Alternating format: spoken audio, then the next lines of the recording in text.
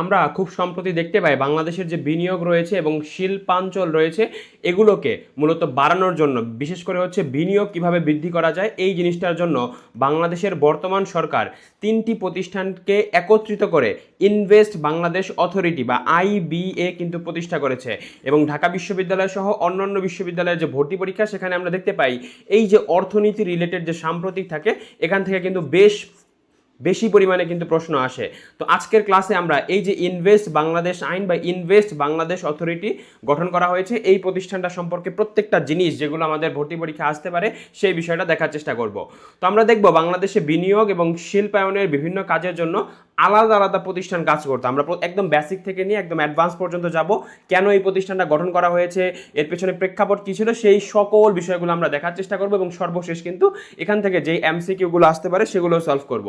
তো বাংলাদেশে বিনিয়োগ এবং শিল্পায়নের বিভিন্ন কাজের জন্য আলাদা আলাদা প্রতিষ্ঠান কাজ করতো, যেখানে আমরা প্রধান তিনটা প্রতিষ্ঠান দেখতে পাই। বিডা, যার পুনরূপ হচ্ছে বাংলাদেশ ইনভেস্টমেন্ট ডেভেলপমেন্ট অথরিটি, বেজা বাংলাদেশ ইকোনমিক জোন অথরিটি এবং পিপিপিএ পাবলিক প্রাইভেট পার্টনারশিপ অথরিটি।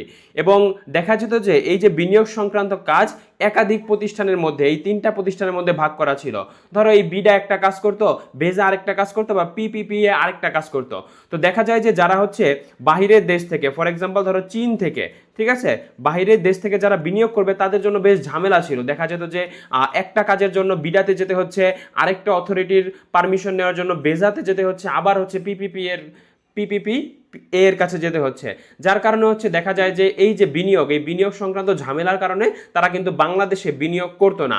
তো এই কারণে সরকার মূলত এই তিনটা প্রতিষ্ঠানকে মিলিয়ে আমরা দেখতে পাই আইবিএ ইনভেস্ট বাংলাদেশ অথরিটি গঠন করেছে এবং এটা সাম্প্রতিকের জন্য বেশ গুরুত্বপূর্ণ। তো এই যে ঝামেলাটা ছিল যে এই তিনটা প্রতিষ্ঠানের মধ্যে কাজগুলো ভাগ করা ছিল, যার কারণে হচ্ছে বিভিন্ন কাজের জন্য এই প্রতিষ্ঠানগুলোতে যেতে হতো, এক জায়গায় সকল সেবা কিন্তু পাওয়া যেত না। পরবর্তীতে আমরা দেখতে পাই বাংলাদেশ সরকার ইনভেস্ট বাংলাদেশ আইন নামে নতুন একটা আইন করে এবং এর মাধ্যমে কিন্তু আমরা দেখতে পাই ইনভেস্ট বাংলাদেশ অথরিটি বা আইবিএ নামে একটা প্রতিষ্ঠান কিন্তু গঠন করে। তো তিনটি প্রতিষ্ঠান আলাদা আলাদাভাবে বিনিয়োগ সংক্রান্ত কাজ করায় দায়িত্বের দ্বৈততা তৈরি হতে পারে। মানে একটা প্রতিষ্ঠান ধরো বিডা একটা কাজ করতেছে, সেই একই কাজ হচ্ছে লেগে বেজা করতেছে, যার কারণে হচ্ছে ঝামেলার সৃষ্টি হতে পারতো। বিভিন্ন প্রতিষ্ঠানের মধ্যে সমন্বয়ের প্রয়োজন ছিল, এই প্রতিষ্ঠানগুলো কে কি কাজ করবে, কোন কাজগুলো কার দায়িত্ব, এগুলোর মধ্যে একটা সমন্বয়ের প্রয়োজন ছিল। তারপর যারা বিনিয়োগ করবে, যারা হচ্ছে এই জায়গাতে কলকারখানা দিবে বাহিরের দেশের, তাদের বিভিন্ন দপ্তরে হেঁটে হেঁটে হেঁটে হেঁটে মূলত এই যে অথরিটির যে পারমিশন সেটা হচ্ছে নিতে হতো এবং লাইসেন্স অনুমোদনের প্রক্রিয়া আরও সহজ করার প্রয়োজন ছিল। এবং এই যে লাইসেন্স করা, অনুমোদন করা, এটা বেশ জটিল ছিল। মানে বিভিন্ন প্রতিষ্ঠানে যাওয়ার কারণে তাদের হচ্ছে সময় এবং হচ্ছে শ্রম দুইটারই অপচয় হতো। তাই সরকার বিনিয়োগ ব্যবস্থাকে একটি সমন্বিত কাঠামোর মধ্যে আনার উদ্যোগ নেয় এবং এই সমন্বিত ব্যবস্থার আমরা দেখতে পাই ফলাফল হিসেবেই ইনভেস্ট বাংলাদেশ আইনের মাধ্যমে ইনভেস্ট বাংলাদেশ অথরিটি কিন্তু প্রতিষ্ঠা হয়। তো এই জায়গায় আমরা দেখব যে ইনভেস্ট বাংলাদেশ আইন 2026-এর মাধ্যমে এই যে বিরা ছিল বাংলাদেশ ইনভেস্টমেন্ট ডেভেলপমেন্ট অথরিটি, এগুলোর পুনরূপগুলো খুবই গুরুত্বপূর্ণ, যেটা আমরা প্রথম পৃষ্ঠায় দেখে আসছি। BEZA Bangladesh economic zone authority, PPPA public private partnership authority, এই তিনটা কর্তৃপক্ষ মিলে একটা কর্তৃপক্ষ গঠন করা হয় যার নাম হচ্ছে আইবিএ বা ইনভেস্ট বাংলাদেশ অথরিটি। খুবই গুরুত্বপূর্ণ, তোমার ভর্তি পরীক্ষায় প্রশ্ন আসবে যে এই যে ইনভেস্ট বাংলাদেশ কর্তৃপক্ষ এটা গঠন করা হয়েছে কোন তিনটি প্রতিষ্ঠানের সমন্বয়ে, বিডা, বেজা এবং হচ্ছে পিপিপি এর সমন্বয়ে, এবং এটার নাম হচ্ছে আইবিএ বা হচ্ছে ইনভেস্ট বাংলাদেশ অথরিটি। অর্থাৎ তিনটি বিনিয়োগ সম্পর্কিত সংস্থার কার্যক্রমকে একীভূত করে বা একসাথে করে একটি একক সমন্বিত শীর্ষ বিনিয়োগ কর্তৃপক্ষ তৈরি করা হয়েছে। মানে এখন আর যারা বিনিয়োগকারী আছে তাদেরকে বিভিন্ন জায়গায় যেতে হবে না, তারা যদি আইবিএ তে যায় বা ইনভেস্ট বাংলাদেশ অথরিটির কাছে যায়, এই আইবিএ বা ইনভেস্ট বাংলাদেশ অথরিটি কিন্তু সকল বিষয়গুলো হচ্ছে তত্ত্বাবধান করবে এবং এক জায়গা থেকে তারা সকল সেবা কিন্তু পাবে। তো এই যে ইনভেস্ট বাংলাদেশ আইন, এটার লক্ষ্য কি, আমরা এগুলো জাস্ট হচ্ছে তোমরা রিডিং পড়বা, ঠিক আছে, এগুলো হচ্ছে তোমাদের নোট করা লাগবে না, যেগুলো 3 স্টার করতেছি সেগুলো নোট করবা। তো এই ইনভেস্ট বাংলাদেশ আইনের লক্ষ্য হচ্ছে দেশি বিদেশি বিনিয়োগ বৃদ্ধি করা, কর্মসংস্থান সৃষ্টি করা, শিল্পায়নকে ত্বরান্বিত করা বা নিশ্চিত করা, বিনিয়োগকারীদের সেবা সহজ করা, ব্যবসা বান্ধব পরিবেশ তৈরি করা বাংলাদেশে এবং বিনিয়োগ ব্যবস্থার সমন্বয় বৃদ্ধি করা। কারণ একটা প্রতিষ্ঠানের মাধ্যমে এখন সকল সেবা হচ্ছে পাওয়া যাবে।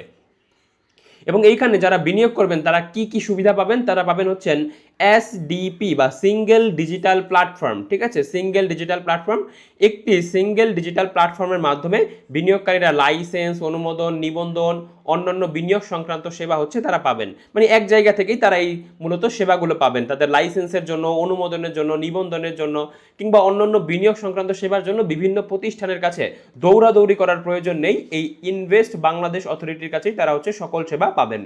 তারপর আমরা দেখব ওয়ান স্টপ সার্ভিস নিশ্চিত করা হয়েছে, এই বিষয়টা গুরুত্বপূর্ণ, ঠিক আছে, ওয়ান স্টপ সার্ভিস। এখানে বিভিন্ন দপ্তরে আলাদাভাবে না গিয়ে একটি সমন্বিত ব্যবস্থার মাধ্যমে প্রয়োজনীয় সেবা নেওয়া যাবে। ধরো ওয়ান স্টপ সার্ভিসের মাধ্যমে একটা অফিস থাকবে, সেই একটা অফিসেই হচ্ছে সকল কার্যক্রম হচ্ছে সম্পন্ন করা যাবে বিনিয়োগ সংক্রান্ত। এটাই হচ্ছে ওয়ান স্টপ সার্ভিস, মানে হচ্ছে একটা প্রতিষ্ঠান থেকেই মূলত হচ্ছে সকল সেবা হচ্ছে পাওয়া যাবে। তারপরে যদি আমরা যাই, এখানে সবচেয়ে গুরুত্বপূর্ণ তারিখগুলো আমাদের জন্য গুরুত্বপূর্ণ, যে কোন তারিখে এই আইনটা প্রণীত হয়েছে, জাতীয় সংসদে পাশ হয়েছে কবে, এই বিষয়গুলো গুরুত্বপূর্ণ। তো আমরা দেখব 9 জুলাই 2026 সালে মন্ত্রিসভায় ইনভেস্ট বাংলাদেশ আইন 2026-এর খসড়ার নীতিগত ও চূড়ান্ত অনুমোদন দেওয়া হয়। তো এটা কি করা হয় আমরা জানি, আমাদের যারা মন্ত্রী আছেন অর্থাৎ বিএনপির পক্ষ থেকে এই যে যারা মন্ত্রী আছেন তারা হচ্ছে আলোচনা করেন এটা নিয়ে, ঠিক আছে, এবং তারা অনুমোদন দেন। মন্ত্রীরা প্রথম হচ্ছে অনুমোদন দেন, এটা দেন কবে, 9 জুলাই 2026 সালে।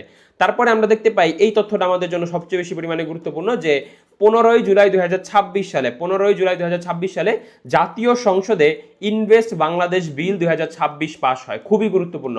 তোমার হচ্ছে এখানে তো জাস্ট হচ্ছে মানে যারা মন্ত্রী ছিল, মন্ত্রীরা বিএনপির পক্ষ থেকে ছিল, এই মন্ত্রীরা হচ্ছে জাস্ট হচ্ছে আলোচনা করে যে এটা আমরা হচ্ছে অনুমোদন দিলাম, আমরা এরকম একটা আইন প্রণয়ন করব।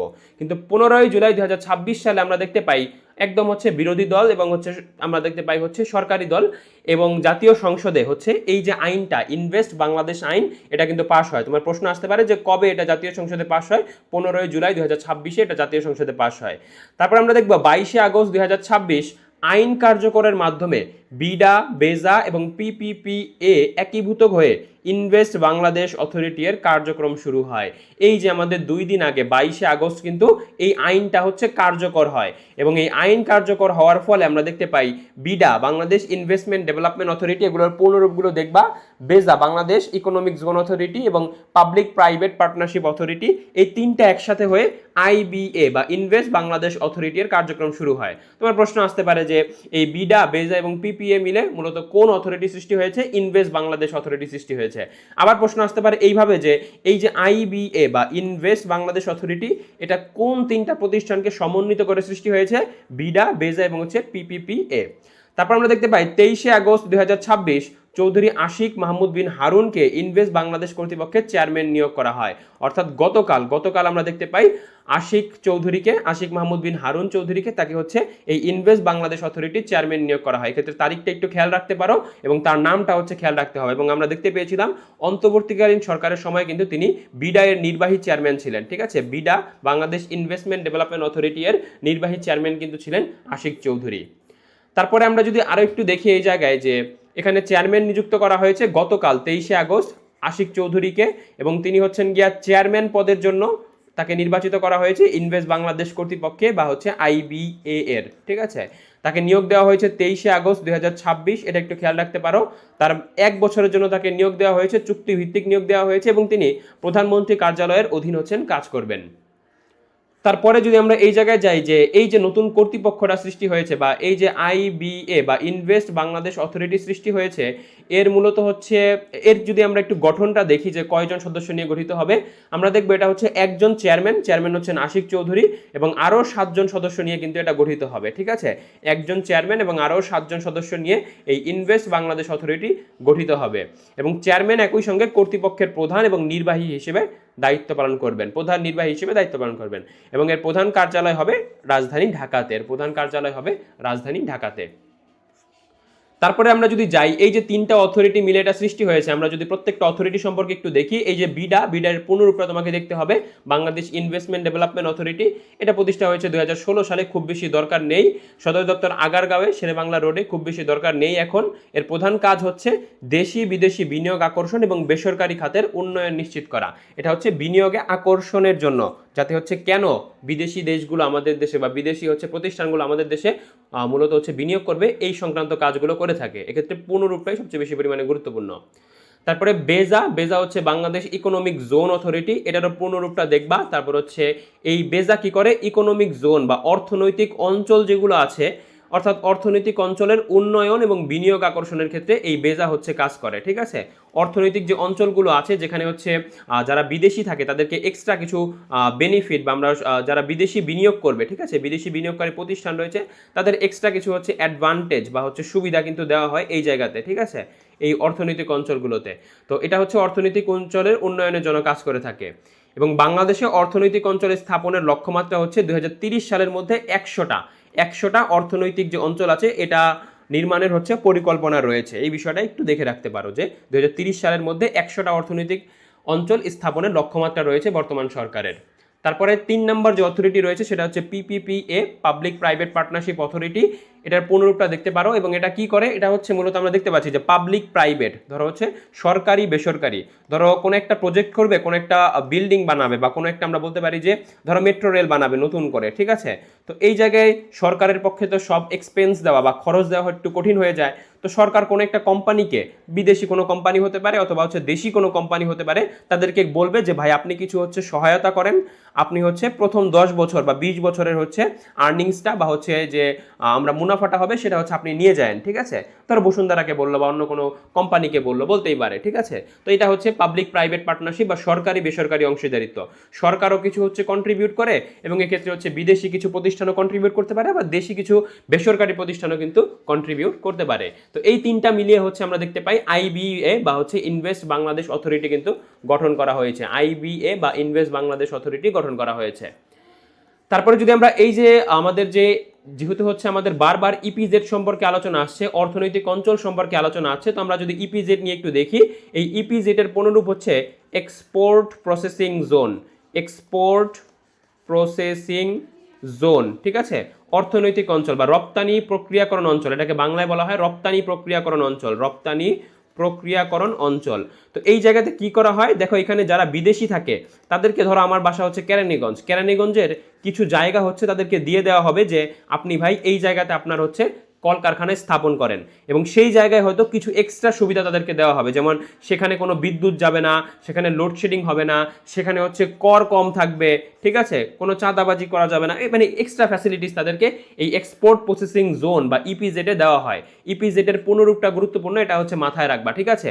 এবং এই যে ইপিজেড, এই ইপিজেড এর কন্ট্রোল করে হচ্ছে বেবজা, ঠিক আছে, এই ইপিজেড গুলো নিয়ন্ত্রণ করে হচ্ছে বেবজা, ঠিক আছে। বেবজার পুনরূপ হচ্ছে Bangladesh export processing zone authority. আরেকটা ছিল আমরা পরে আসছি বেজা, ঠিক আছে, ওটা কিন্তু ডিফারেন্ট, ঠিক আছে, বেজা এবং হচ্ছে বেবজা কিন্তু ডিফারেন্ট। তো এই যে বেজা আমরা দেখতে পাচ্ছি, এই যে বেবজা, ঠিক আছে, এই যে বেবজা আমরা দেখতে পাচ্ছি, এই বেবজা কিন্তু হচ্ছে এই যে এক্সপোর্ট প্রসেসিং জোন বা হচ্ছে রপ্তানি প্রক্রিয়াকরণ অঞ্চল যেগুলো রয়েছে সেগুলো হচ্ছে নিয়ন্ত্রণ করে। এবং এই বেবজা প্রতিষ্ঠা 1980 সালে, এবং বেবজার অধীনেই মূলত ইপিজেড গুলো হচ্ছে নিয়ন্ত্রণ করা হয়। তো আমরা দেখব বাংলাদেশের প্রথম ইপিজেড হচ্ছে চট্টগ্রাম ইপিজেড, ঠিক আছে, খুবই গুরুত্বপূর্ণ। বাংলাদেশে বর্তমানে হচ্ছে 10টা ইপিজেড আছে, যার ভিতরে সরকারি ইপিজেড আছে 8টা এবং বেসরকারি ইপিজেড হচ্ছে 2টা, ঠিক আছে। মোট 10টা ইপিজেড আছে, যার ভিতরে প্রথম ইপিজেড বা এক্সপোর্ট প্রসেসিং জোন হচ্ছে চট্টগ্রাম ইপিজেড, এবং বৃহত্তম সরকারি ইপিজেডও হচ্ছে চট্টগ্রাম ইপিজেড। খুবই গুরুত্বপূর্ণ তথ্য, ঠিক আছে, খুবই গুরুত্বপূর্ণ তথ্য। এবং চট্টগ্রাম ইপিজেড প্রতিষ্ঠা লাভ করে 1983 সালে। এবং আমরা এখানে একটা তথ্য আছে যে বেবজা কিন্তু ইনভেস্ট বাংলাদেশ এর 3টা সংস্থার একটি নয়, 3টা সংস্থার একটি ছিল মূলত হচ্ছে বেজা। এটার সাথে অনেকে কিন্তু ঝামেলা লাগাতে পারো, বেজা এবং হচ্ছে বেবজা কিন্তু আলাদা। তো এখানে আমরা বললাম যে এখান থেকে পড়তে হবে কি, ইপিজেড এর পুনরূপটা পড়তে হবে। তারপর হচ্ছে ইপিজেড কন্ট্রোল করে হচ্ছে BEPZA, Bangladesh export processing zone authority. বাংলাদেশের প্রথম ইপিজেড হচ্ছে চট্টগ্রাম ইপিজেড, এটা পড়তে হবে। সরকারি ইপিজেড হচ্ছে 8টা, বেসরকারি হচ্ছে 2টা, মোট হচ্ছে 10টা ইপিজেড বাংলাদেশে রয়েছে, যার ভিতরে বৃহত্তম সরকারি ইপিজেড হচ্ছে চট্টগ্রাম ইপিজেড। এবং এই জায়গা থেকে আরও একটা প্রশ্ন আসে, যেটা আমি যদি এখানে লিখি যে দেশের একমাত্র কৃষিভিত্তিক ইপিজেড কোনটি, দেশের একমাত্র কৃষিভিত্তিক, দেশের একমাত্র কৃষিভিত্তিক ইপিজেড কোনটি, দেশের একমাত্র হচ্ছে কৃষিভিত্তিক ইপিজেড হচ্ছে উত্তরা ইপিজেড, ঠিক আছে। এটা কিন্তু উত্তরাতে না, এটা হচ্ছে নীলফামারী জেলায়, এটার ইপিজেডের নাম হচ্ছে উত্তরা ইপিজেড, এটা অবস্থিত হচ্ছে নীলফামারী জেলা। অনেকবার প্রশ্ন আসছে, এটা একটু নোট করবা। তো এই ইপিজেড গুলোতে আমরা দেখতে পাবো যে মানে হচ্ছে এই যে ইনভেস্ট বাংলাদেশ অথরিটি করা হয়েছে, এখানে কি কি সার্ভিস দেওয়া হবে তাদেরকে দেওয়া হবে হচ্ছে ওয়ান স্টপ সার্ভিস, ঠিক আছে। তাদেরকে কি দেওয়া হবে, তাদেরকে হচ্ছে ওয়ান স্টপ সার্ভিস দেওয়া হবে, মানে একটা জায়গা থেকেই হচ্ছে তাদেরকে সকল যে সেবা আছে সেটা দেওয়া হবে। এবং ওয়ান স্টপ সার্ভিস আইন প্রণয়ন করা হয়েছিল 2018 সালে। এটা 2018 সালে কেন করা হয়েছিল, যাতে হচ্ছে একটা জায়গা থেকেই তাদেরকে বিভিন্ন সেবা নিশ্চিত করা যায়। এবং এর উদ্দেশ্য ছিল বিনিয়োগকারীদের বিভিন্ন সরকারি সেবা সহজ এবং দ্রুত প্রদান করা। এখন নতুন ইনভেস্ট বাংলাদেশ কাঠামোর মাধ্যমে বিনিয়োগ সেবা আরও বেশি সমন্বিত ও ডিজিটাল করার লক্ষ্য নেওয়া হয়েছে। মানে একটা জায়গা থেকে এই আইবিএ থেকেই তাদের হচ্ছে সর্বোচ্চ সহায়তা কিন্তু দেওয়া হবে বিনিয়োগ সংক্রান্ত যে কোনো ঝামেলার জন্য। তারপরে এখানে সরকারের আরও একটা লক্ষ্য আছে যে নবায়নযোগ্য জ্বালানির লক্ষ্য 2030 সালের মধ্যে মোট বিদ্যুৎ উৎপাদনের প্রায় 20% হবে নবায়নযোগ্য উৎস থেকে। নবায়নযোগ্য মানে হচ্ছে পুনরায় যে সকল ব্যবহার করা যায়, ঠিক আছে, পুনরায় যে সকল জ্বালানি ব্যবহার করা যায়, পুনরায় যে সকল জ্বালানি ব্যবহার করা যায়। বিষয়টা কেমন, আমরা বলতে পারি যে আমাদের হচ্ছে সূর্যের আলো রয়েছে, কি রয়েছে, আমাদের সূর্যের আলো রয়েছে। এই সূর্যের আলো কিন্তু আমরা বারবার ব্যবহার করতে পারি এবং সূর্যের আলো হচ্ছে কখনোই কিন্তু শেষ হবে না, শেষ হওয়ার সম্ভাবনা নাই। তো সরকারের লক্ষ্য আছে যে 2030 সালের মধ্যে, ঠিক আছে, মোট বিদ্যুৎ উৎপাদনের প্রায় 20%ই নবায়নযোগ্য যে জ্বালানি রয়েছে এটা থেকে হচ্ছে করা হবে, যার কারণে হচ্ছে আমাদের বিদ্যুৎ ব্যবস্থার যে সমস্যা এটা কিন্তু আর থাকবে না, ঠিক আছে। 20% হচ্ছে এই নবায়নযোগ্য জ্বালানি থেকে মূলত সরবরাহ করা হবে। গুরুত্বপূর্ণ তথ্য এখান থেকে প্রশ্ন আসতে পারে যে 2030 সালের মধ্যে মোট বিদ্যুৎ উৎপাদনের কত শতাংশ নবায়নযোগ্য উৎস থেকে করা হবে, 20% করা হবে। তারপর যদি আমরা আমাদের যে সাম্প্রতিক ব্যাচ সেটা নিয়ে একটু কথা বলি, তোমরা জানো যে আমরা কিন্তু ঢাকা বিশ্ববিদ্যালয় এবং অন্যান্য বিশ্ববিদ্যালয়ের জন্য সাম্প্রতিকের ব্যাচ নিয়ে আসছি, যেখানে আমাদের ব্যাচে আনলিমিটেড ক্লাস হবে। কারণ হচ্ছে সাম্প্রতিকের টপিকগুলো লিমিটেড না, নতুন একটা টপিক আসলে আমরা সাথে সাথে কিন্তু আলোচনা করে তোমাদেরকে দিয়ে দিব। প্রতি সপ্তাহে সাম্প্রতিকের একটা ক্লাস অনুষ্ঠিত হবে এবং সেই ক্লাসের উপর তোমাদের সাম্প্রতিকের একটা পরীক্ষা অনুষ্ঠিত হবে।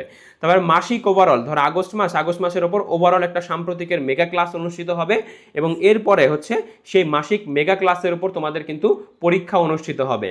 এবং এইখানে তোমরা সেবা পাবা হচ্ছে আগস্ট মাস থেকে শুরু করে গুচ্ছভুক্ত বিশ্ববিদ্যালয়ের আগ পর্যন্ত সেবা পাবা। কোন একটা সাম্প্রতিক যদি না বুঝো তখন হচ্ছে তোমাদেরকে টেলিগ্রামে তোমরা ডাউট সলভ দিতে পারবা এবং সেখানে তোমরা বুঝে যাবে বেশিরভাগ জিনিস। তারপর ভর্তি পরীক্ষার জন্য প্রয়োজনীয় গাইডলাইন এবং মেন্টাল সাপোর্ট দেওয়া হবে। ধরো তুমি কোনো একটা জিনিস বুঝতেছো না, কিভাবে করবা, সেই বিষয়ে তুমি গাইডলাইন পাবা। গুচ্ছভুক্ত বিশ্ববিদ্যালয়ে ভর্তি পরীক্ষার আগ পর্যন্ত আমাদের এই কোর্স চলমান থাকবে এবং গুচ্ছের আগ পর্যন্ত মিনিমাম 50 থেকে 60টা তুমি সাম্প্রতিকের ওপরই শুধুমাত্র ক্লাস পাবা। যারা ঢাকা বিশ্ববিদ্যালয়ে ভর্তি পরীক্ষা দিবে তাদের জন্য থাকবে স্পেশাল 3টা মডেল টেস্ট সাম্প্রতিকের উপরে এবং প্রত্যেকটা বিশ্ববিদ্যালয়ের আগে সাম্প্রতিকের কিন্তু মডেল টেস্ট আয়োজন করা হবে। ধরো রাবির আগে, চট্টগ্রামের আগে সাম্প্রতিকের একটা স্পেশাল মডেল টেস্ট আয়োজন করা হবে। ক্লাসগুলো হচ্ছে রেকর্ড থাকবে তোমাদের জন্য এবং হচ্ছে এই অ্যানোটেড স্লাইড, এই যে আমি দাগাচ্ছি, এই অ্যানোটেড স্লাইডগুলো হচ্ছে তোমরা পেয়ে যাবা এবং হচ্ছে নিজেদের নোটে কিন্তু এগুলো হচ্ছে দেখে দেখে করতে পারবা। তো কোর্স ফি সকলের সুবিধার জন্য রাখা হয়েছে মাত্র 290 টাকা এবং তোমরা হচ্ছে গিয়ে এই নাম্বারে বিকাশ করে 01407454377 এই নম্বরে বিকাশ করে তোমরা হচ্ছে অবশ্যই আমাকে হচ্ছে এই নাম্বারে হচ্ছে মেসেজ দিবা 09664044669। এই নাম্বারে মেসেজ দিলে আমি হচ্ছে তোমাদেরকে সিক্রেট গ্রুপে কিন্তু অ্যাড করে দিব, ঠিক আছে।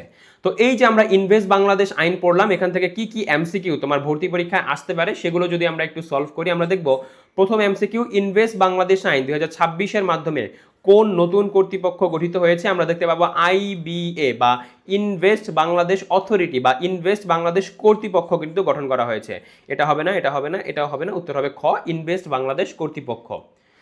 তারপর আমাদের দ্বিতীয় এমসিকিউ, ইনভেস্ট বাংলাদেশ কর্তৃপক্ষের চেয়ারম্যান হিসেবে কাকে নিয়োগ দেওয়া হয়েছে। চেয়ারম্যান হিসেবে আমরা দেখব হচ্ছে আশিক চৌধুরীকে নিয়োগ দেওয়া হয়েছে। এর আগে তিনি অন্তর্বর্তীকালীন সরকারের সময় বিডা এর কিন্তু নির্বাহী চেয়ারম্যান ছিলেন। বিডা হচ্ছে বাংলাদেশ ইনভেস্টমেন্ট ডেভেলপমেন্ট অথরিটি। তৃতীয় প্রশ্নে, ইনভেস্ট বাংলাদেশ আইন 2026-এর খসড়া মন্ত্রিসভায় অনুমোদন পায় কবে। মন্ত্রিসভায় অনুমোদন পেয়েছিল 9 জুলাই 2026 সালে এবং এটা আমরা দেখতে পাই 15 জুলাই 2026 সালে কিন্তু জাতীয় সংসদে হচ্ছে অনুমোদন পায়, জাতীয় সংসদে হচ্ছে পাশ হয় 15 জুলাই 2026 সালে এবং মন্ত্রিসভায় অনুমোদন পায় 9 জুলাই 2026 সালে। তারপরে চতুর্থ প্রশ্নে, ইনভেস্ট বাংলাদেশ আইন 2026 অনুযায়ী নতুন কর্তৃপক্ষের প্রধান নির্বাহীকে।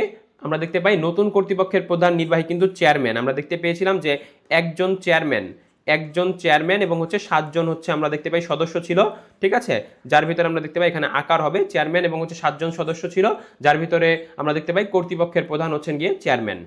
তারপরে 9 নং প্রশ্নে নিচের কোনটি ইনভেস্ট বাংলাদেশের 3টি একীভূত সংস্থার অন্তর্ভুক্ত নয়। আমরা দেখতে পেয়েছিলাম বিডা, বেজা এবং হচ্ছে পিপিপিএ, এই তিনটাই কিন্তু ইনভেস্ট বাংলাদেশ অথরিটির মূলত এই তিনটা নিয়ে গঠিত হয়েছে, ক খ গ, ঠিক আছে। তো এখানে অন্তর্ভুক্ত নয় কোনটা সেটা জানতে চাওয়া হয়েছে, তার মানে এটা হবে আমাদের সঠিক উত্তর বেবজা, ঠিক আছে। বেবজা হচ্ছে এটার অন্তর্ভুক্ত নয়, বাকি তিনটা মিলেই হচ্ছে এই হচ্ছে আমরা দেখতে পাই ইনভেস্ট বাংলাদেশ যে অথরিটি সেটা গঠন করা হয়েছে, বেবজা এই তিনটার অন্তর্ভুক্ত নয়।